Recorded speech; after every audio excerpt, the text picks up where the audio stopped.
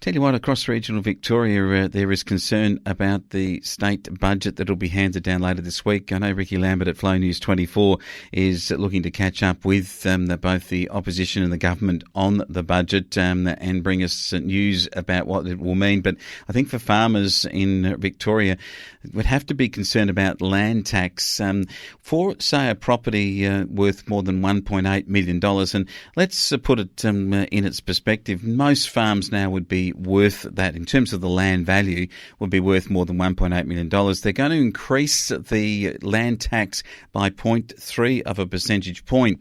And that is going to have a dramatic impact, I believe, on landholders. Now, we can take this back actually 2 or 3 years ago.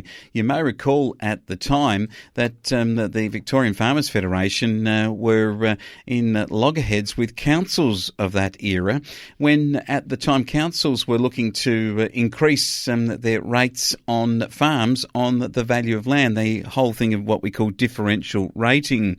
And the changes in differential rating policy at the time, it was the Victorian state government that stepped in and put a rate cap. And, of course, that rate cap is in councils like the Yarriambiack Shire, to which we broadcast, and also along other places like the Bullock Shire and so forth. So farmland was, if you like, protected by the state government from councils putting up their rates.